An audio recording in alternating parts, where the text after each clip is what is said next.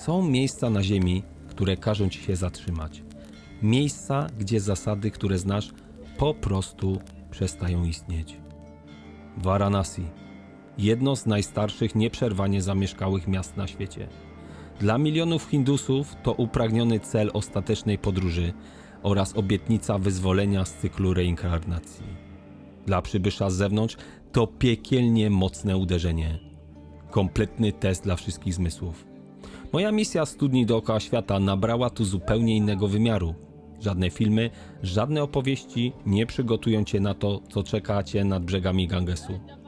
Tutaj codzienność toczy się ramię w ramię ze śmiercią, a granica między nimi ulatnia się dosłownie wraz z gęstym dymem. Szedłem prosto pomiędzy płonące zwłoki.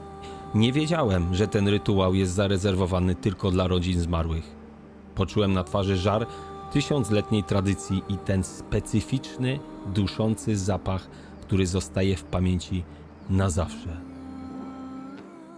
To nie jest ładny obrazek z wakacji. To najprawdziwsza twarz Indii. Zaczynamy. Solo po planecie. Święte miasto Varanasi.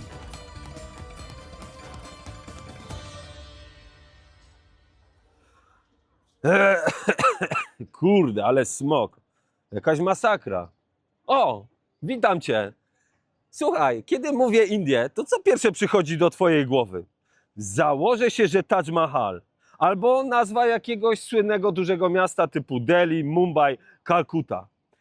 Ale nie można pominąć też tego niesamowitego miejsca, czyli święte miasto Varanasi i święta rzeka Ganges.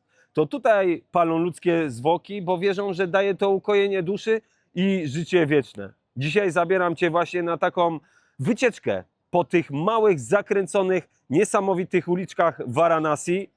I jak ktoś powiedział, jeżeli nie byłeś w Varanasi, to nie byłeś w Indiach. Co tu się w ogóle dzieje na dole? Ale kociokwik. Lecimy.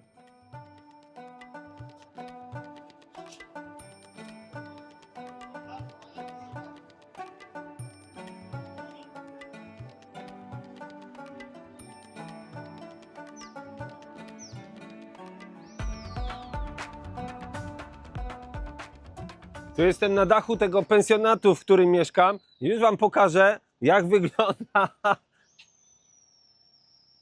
Już wam pokażę, jak wygląda w ogóle mój pokój, bo miejsce jest naprawdę niesamowite. Nazywa się Shiva Lodge, czyli tak jak wyznawcy tego Boga zniszczenia. Na to trzeba uważać. Jak przydzwoniłem 2 dni temu, kurde, małpa tu chodzi. Co tu się dzieje? Jest, no. Skubana. 2 nawet. 3. Kici kici. Siemandero. No, tu jest takie Coco Jumbo, a tu jest jakaś świątynia. Schodzimy tam, bo tak się darli od 4 rano, że szkoda gadać. I tak jak wspomniałem, trzeba uważać na to, co się ma nad głową, bo przydzwoniłem tak, że aż upadłem i wszystkie gwiazdy zobaczyłem. Na wstępie toaleta, na każdym piętrze mamy 2 toalety. Jedno tylko powiem, dobra, spoko, czysto, tylko jest jeden problem. Jak się siada, to siada się tylko bokiem, bo się kolana nie mieszczą. No ale to taki szczegół. Tu mamy pokój mój. Prywatny za $9. Tak to wygląda. Spoko, no może nie odmalowane. Ważne, że jest wiatrak, chociaż nie jest aż tak potrzebny, bo nie jest tak gorąco.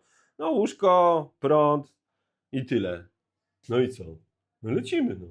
Dobra, kłódka.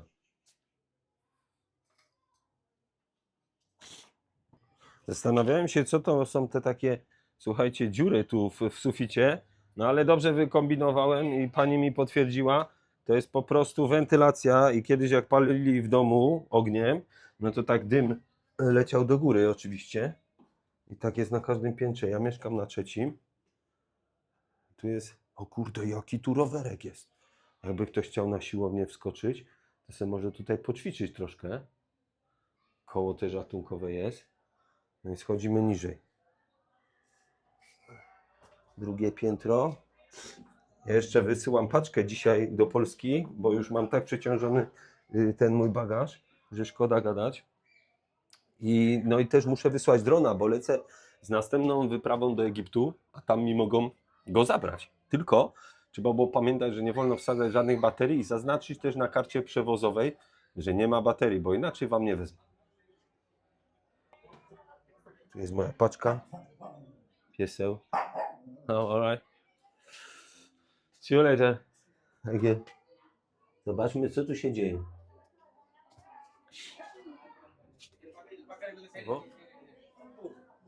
Hello? Very busy here?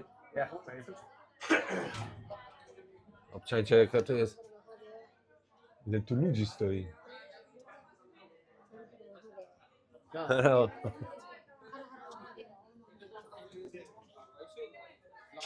Sorry. Sorry. Thank you. Tyle ludzi się tu tłoczy. Wszyscy tu chcą się dostać tam do tej świątyni, która się znajduje tuż za tą ścianą. I tak jak wspominałem, ludzie tu przychodzą z darami od wczesnych godzin porannych, już od 3, 4, w zależności od dnia, tak mi pani właścicielka mówiła, a tutaj jest budynek, w którym ja właśnie stacjonuję. Dobra, lecimy razem. See you later. Thank you. Wszyscy są uprzejmi, mega, lecimy dalej. Hello, sir. Hello. To nie tak jak w niektórych tu, słuchajcie, tutaj są niektórzy ci tacy kapłani Agori, oni są przebrani, mają takie brody, te turbany, różne szaty kolorowe. To większość to jest scam. Oni w ogóle nie należą do tego zakonu, sekty, czy jak to się nazywa, tylko po prostu wyciągają kasę, próbują wyciągać kasę z tego. No właśnie zaraz będziemy przechodzić koło takiego gościa i on będzie próbował wyciągać kasę, że jak się znajduje na filmiku, to no ten akurat nie, to po prostu dawać pieniądze. No i taki mają styl tutaj na życie. Ja zaraz wam opowiem, jak to byłem wczoraj w takiej świątyni, co no, mówią, że słyną z jedzenia niedopalonych szczątków i po prostu thank you. I nie da się tu skupić też, powiem wam, bo za chwilę będę miał pewnie obszczał różnych propozycji typu wynajęcie łódki albo od razu ktoś podchodzi, where you going? Where you going? Where you going? No jak to gdzie? No do Polski idę, no stąd na piechotę. No, no ale tu mają taką kulturę po prostu takiego nachalnego no, próby sprzedania. No też walczą o jakieś tam przetrwanie, prawda? Aczkolwiek ja nie uważam, że w tych miejscach takich turystycznych, bo nie ukrywajmy, jest to miejsce bardzo turystyczne i zobaczycie tu zaraz po swojej lewej stronie znowu gościu siedzi taki, to jest wszystko ściema. Ten gościu w ogóle nie należy do tego zakonu. Opowiem wam, jak byłem na takiej wczoraj w tej najważniejszej świątyni właśnie Agori, a tu się ludzie kąpią już w tej rzece Ganges i zmierzamy powoli, gdzieś około 20 minut będziemy stąd, aż dotrzemy do tego miejsca, gdzie palą zwłoki.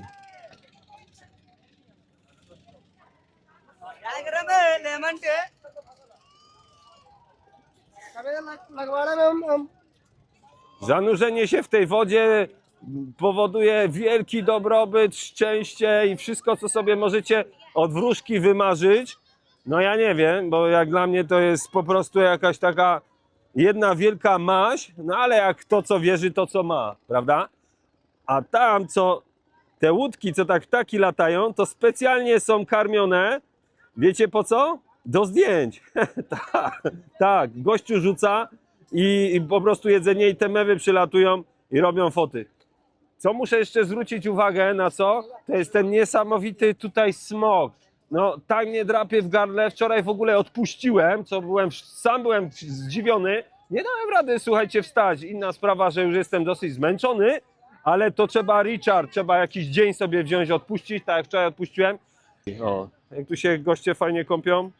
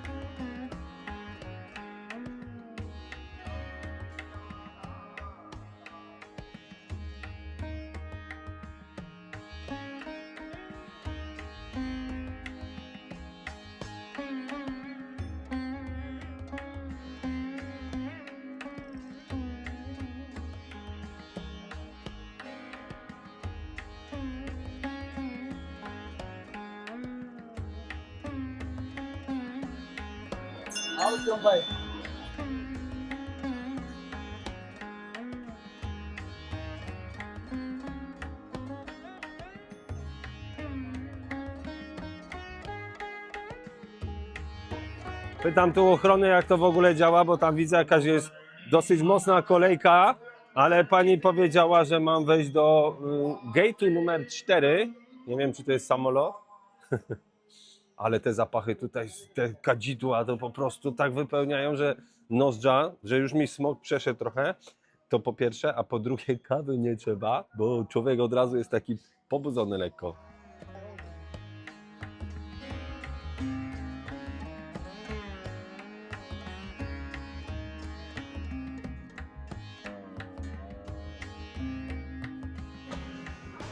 Tutaj nie ma czegoś takiego, że nie da się nie przejechać na skuterze. Z każdej strony wyjeżdżają, trzeba uważać, aczkolwiek jest to w miarę jakoś tak opanowane przez nich, że się da po prostu szybko ich ominąć, też hamują. Bardzo często tu można wszystko dostać. Widziałem tu zakład fryzjerski, oczywiście picie herbaty, jedzenie, pamiątki, bo oni tu bardzo dużo tych pamiątek kupują. Większość Varanasi właśnie tego starego miasta tak wygląda. Nie da się tu dojechać jakimkolwiek samochodem. Ja do mojego pensjonatu szedłem około kilometr. Mam takie zaufanie. Tu nie trafiłem jakiś chyba ślepy zaułek, bo tutaj nie ma nikogo. Śmieci wszędzie, krów tylko tu jeszcze brakuje. Ale muszę stwierdzić, że nawet tu zamiatają, bo jak widać, o tu trochę zamiecione, tu zamiecione, w tą stronę uderzamy. Nie wiem czy... O, tam gościu zamiata właśnie to, co mówiłem. Że nawet czysto i porządek jest, tu mówiłem gościu o zamiataniu, a tu mówiłem o krowie. I krowa se tu siedzi po prostu na jakimś tam schodku. No i co? No i nic się nie dzieje, no nie? Siemano. No, lecimy dalej. O. Jakieś skrzyżowanie. Nie wiem kompletnie, w którą stronę mam iść, ale mi nos podpowiada, że tam. No właśnie tak tutaj wygląda to z tym trąbieniem.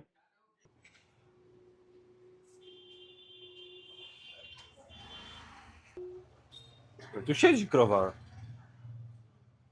No dobra. Oni się tu trochę przechwalają, że to jest najstarsze miasto na świecie, ale tak nie jest. No, datuje się, że to około ma 3000 lat. No a jak wiemy, albo nie wiemy, to wam powiem, że najstarsze miasta zamieszkałe wciąż to jest sporna kwestia. Albo Damaszek, albo Jericho. Zresztą zrobiłem odcinek o Jericho. Serdecznie zapraszam. Tu jest link albo w opisie. Jaką technikę tu stosuję? No mam taki trochę zmysł orientacji, że tak wydaje mi się, że gdzieś tu z prawej jest rzeka Ganges, więc idziemy wzdłuż niej. No i też podążam za tymi ludźmi, którzy tutaj krążą, bo źle się skręci w jedną uliczkę. Od razu widać, że jak nie ma ludzi i się okazuje, że to już jest ślepa. Pan z jakimś rusztowaniem jedzie.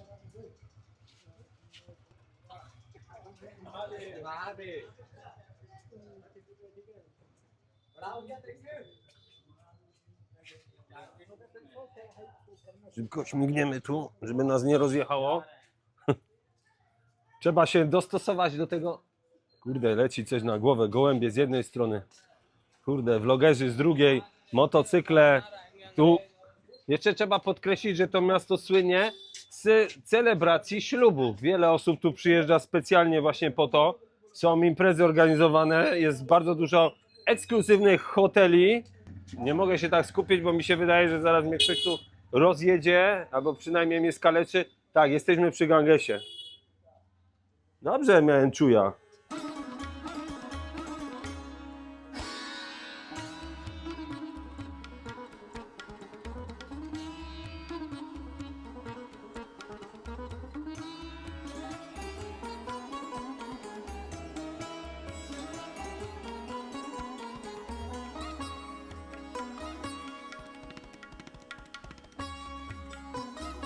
Wszystkie budynki jednak mają to szczęście, że są remontowane. Tutaj niby coś się dzieje, ale wygląda jakby to się miało za chwilę zawalić tutaj na nas. Polska górą!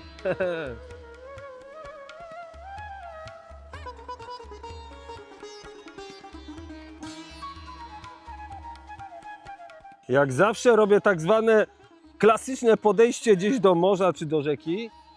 To tutaj no, mogę podejść, ale na pewno ręki w tym nie zanurzę. Chociaż nie ma takiej tragedii, powiem szczerze. Rytuał to polega na tym, że najpierw się obmywają, później tą wodę jakoś tak trochę na bok odgarniają, po czym idą trochę głębiej i 3 razy się zanurzają. O.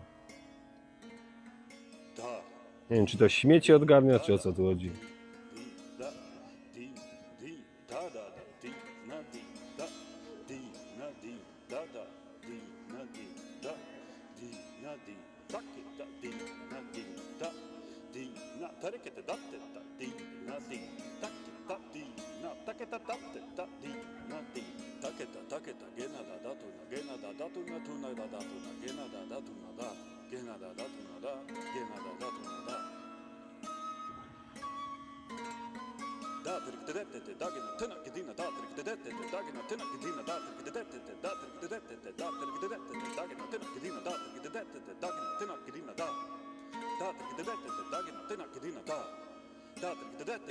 Nie wiem, czy ja... Przepraszam. Nie wiem, czy ja tu dobrze zszedłem, ale nie widzę w ogóle tego miejsca, gdzie palą zwłoki. Czy to jest jakiś inny dzień tygodnia? W ogóle mało tu ludzi. Nie wiem. Zdziwiony jestem. Kurde, Felek, bo przyjechałem tu specjalnie po to. Może to nie to miejsce. Można sobie od razu głowę wymyć. Nie ma problemu. Namydlić się. To dziwne, że tylko samą głowę. Jak to dobrze zasięgnąć języka? Tu z chłopakami sobie usiadłem. Też jakieś mają tutaj prace fotograficzno-wideograferskie i pyta mi się w ogóle, gdzie mam iść, co mam zrobić, co polecają. Od razu mi dali wytyczne na mapie. No i będę tam podążał, nie tylko coś dla ducha, ale też coś dla żołądka, bo polecili mi kilka miejsc, gdzie warto odwiedzić i zjeść. Albo deser, albo coś bardziej konkretnego. Thank you guys. Wish you all the best. Thank you so much. And whatever you do, keep going. Thank you. Could you please know me your channel name? Oh, Solo Po. Oh, nice. Nie. No jednak jak to ludzie energią napędzają, przysiadłem tu z tymi chłopakami i kurde od razu jakaś taka energia, wibracja dostałem jakbym kawy się napił, bo też mają właśnie taką pasję, robią różne zdjęcia i no tak mniej więcej sobie gdzieś tutaj dorabiają, mają poważne aparaty, no takie profesjonalne i wiedzą co robią, bo pokazywali mi kilka swoich prac, powiedzieli, że przeszedłem w ogóle to miejsce, że to jest jakieś 400 metrów tam w drugą stronę. Więc tymi uliczkami, którymi gdzieś tam skrót szukałem, dlatego tam mało ludzi było. No, właśnie. Tak tutaj czasem sobie niektórzy próbują być w tle i zakłócić nasz porządek nadawania. Ach, kurde, dawać mi okulary. No, a ja już się przestraszyłem, że dzisiaj jest jakiś dzień bez palenia.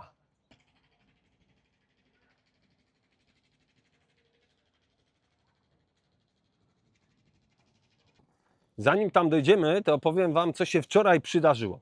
Ale muszę się wrócić w tej historii do początku mojego pobytu w Varanasi, kiedy przyjechałem i udałem się do tego pensjonatu. Nazwa Shiva Lodge. Shiva, czyli Bóg zniszczenia. Dlaczego jest to ważne, to za chwilę do tego dojdę. Zapytałem się pani właścicielki, czy nie zna kogoś, kto ma jakieś połączenie z tą sektą Agori.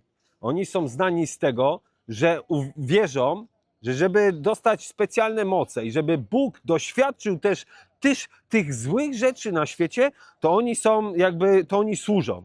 O co tu chodzi? No, jest taka fama, że zjadają niedopalone zwłoki, które wrzucane są do Gangesu, bo nie wszystko się spala i zostaje wrzucone i oni jakieś tam części tego ciała ludzkiego jedzą. W taki sposób, taką mają wizję, że ten Bóg zniszczenia działa przez nich i oni mogą służyć temu Bogowi. No, koncept jest dosyć, powiedzmy, na pewno jest kontrowersyjny i odrażający, ale jak się nad tym dłużej tak zastanowiłem, no, biorąc pod uwagę, czy naprawdę dobro i zło istnieje, no, można tutaj w głęboką filozofię wejść, bo to z różnego punktu widzenia są różne perspektywy, prawda? No, i pani powiedziała, że ona zna jakiegoś, jest tu taki Francuz. Myślę, jaki Francuz, kurde? Tak, gość pochodzi z Francji. W ogóle opowiedział mi swoją historię. Nie chciał być przed kamerą, ale może załączę jego tutaj zdjęcie. Że jak miał 9 lat, mieszkał w Paryżu z rodzicami, to wpadła w jego ręce kaseta z medytacjami tybetańskimi. I jakimś sposobem usiadł i zaczął tam medytować i no, że doznał jakiegoś takiego połączenia z tą siłą wyższą i od tamtej pory zaczęła się jego ścieżka duchowa. I tam z głębi... No, thank you. I'm vlogging. Why you interrupting? Thank you. I tutaj cały czas jest taka akcja, że ktoś coś dorzuca, no nie mogę się skupić. Chyba dochodzimy do tego bardziej miejsca znanego. Zejdę tu trochę do Gangesu. Dobra, to możemy przeskoczyć. Okay.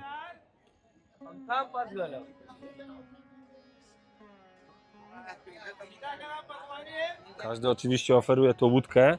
Ja mam ochotę na wypłynięcie łódką, bo chodzi o ujęcia z łodzi, ale jeszcze nie teraz.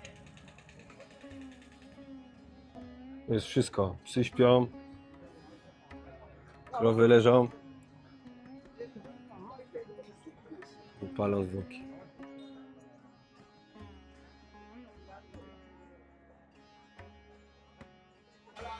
Zobaczcie, ile tutaj drewna jest przyniesione. Jakiś kogut, no i tu skacze. Ci przypominają walki kogutów z Bali. Zapraszam na odcinek, jest w opisie. Trochę dusi w gardło ten dym. O kurde.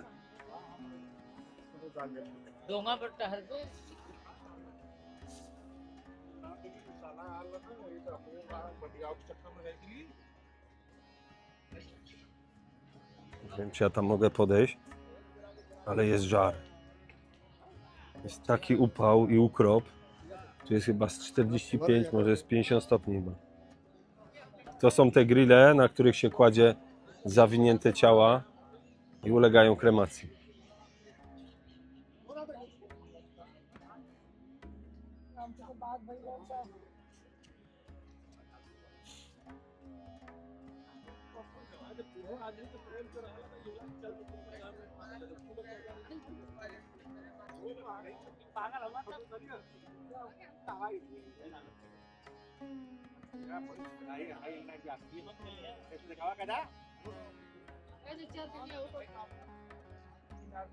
Wiele osób starszych bukuje sobie tutaj miejsce w hotelu, kiedy czują, że już będą odchodzić.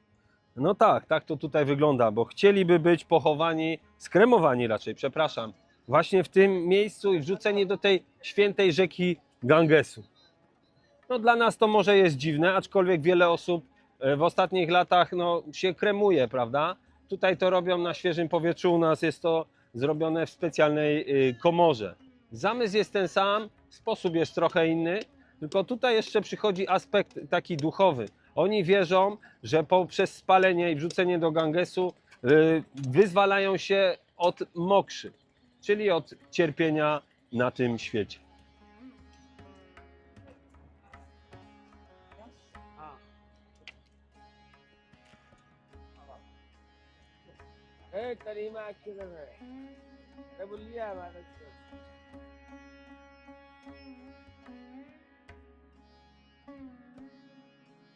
Rodziny, które tu przyjeżdżają, aby skremować swoich bliskich, muszą mieć paliwo do tego, czyli to drewno. Tutaj mamy taki punkt sprzedaży. Ile drewna się kupi, tyle trzeba oczywiście zapłacić według wagi. Pewien mężczyzna do mnie przed chwilą poszedł, powiedział, że on tutaj pomaga w spaleniu właśnie zwłok, że to ma miejsce tutaj 24 godziny na dobę. No wiecie, tak jak u nas są grabarze, tutaj też są osoby do pomocy, ktoś to musi przenosić. Stępam gdzieś tutaj po tych popiołach ludzkich, jak to mówią, z prochu powstałeś, w proch się obrócisz.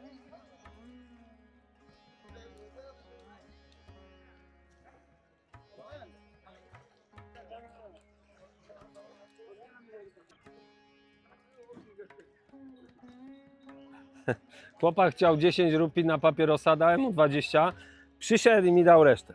No po prostu jeszcze mi wciskał. Mówię, chłopie, zatrzymaj się na drugiego papierosa. Nie, bo on tylko jednego chciał. No i dał mi te 10 rupees.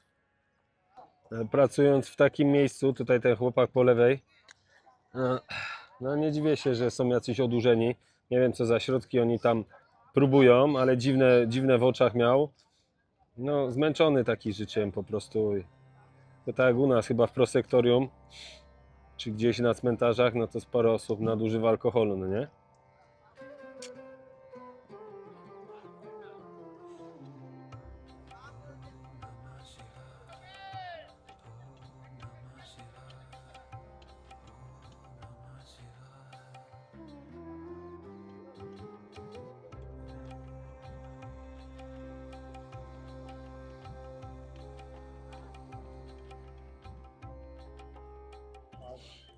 Zobaczcie, ile popiołu tutaj się gromadzi. No, wiecie, z czego to jest, prawda? No. Cały ten popiół, który jest tu spalany, jest wrzucany do Gangesu. Znaczy.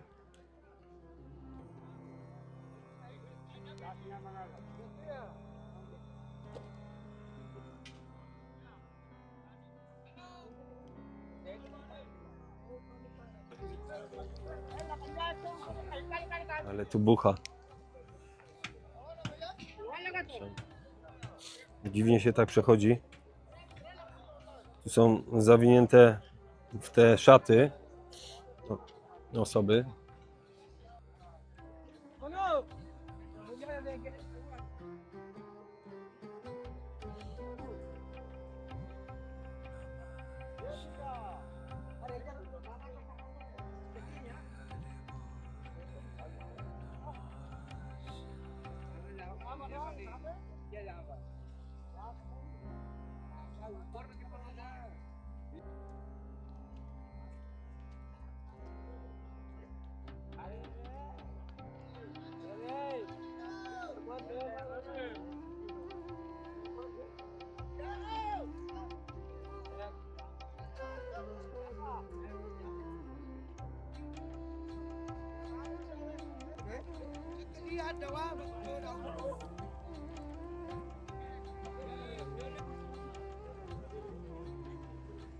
Przed chwilą podszedł do mnie gość, który powiedział, że jest kategoryczny zakaz robienia jakichkolwiek tam zdjęć. Nie wiem, jak ja w ogóle się tam dostałem, chociaż widziałem kilku turystów.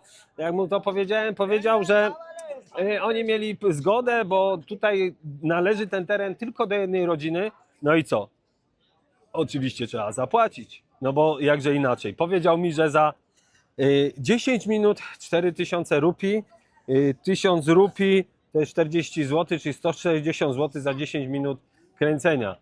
Wydaje mi się, że to było czysty po prostu skamer, jak tu takie miejsca są pełne po prostu skamerów i trzeba delikatnie, powoli się wycofać. Przeprosiłem i w ogóle, bo powiedział, że muszę iść tam do właściciela i pogadać z nim i tak dalej, i tak dalej. Widocznie tak tutaj biznes ludzie robią. Chociaż też byłem zdziwiony, że tam po środku tych stosów z ogniem byłem tylko jedynym takim właśnie, no, nie Hindusem. Varanasi wyciska z człowieka resztki tlenu. Żar uderzający w twarz przy 50 stopniach, duszący zapach i popiół, który wżera się w ubrania. To zostaje w głowie na bardzo długo. Jak widzieliście, bycie tam z obiektywem to stąpanie po bardzo kruchym lodzie. Ułamek sekundy i duchowe uniesienie zamienia się w twardy biznes z kategorycznym zakazem nagrywania i żądaniem 1000 rupii przez lokalnych strażników. Musiałem ewakuować się z Gatów. Dziś, przeglądając te ujęcia z chłodnego pokoju w Polsce, ten potężny kontrast między naszym światem a ich codziennym obcowaniem ze śmiercią uderza mnie jeszcze mocniej. To był bez wątpienia najtrudniejszy przystanek mojej misji 100 dni dookoła świata, ale nie zwalniam tempa. Zostawcie suba, łapkę w górę i koniecznie dajcie znać w komentarzu, czy dalibyście radę tam wejść. Widzimy się w kolejnym odcinku Solo po planecie.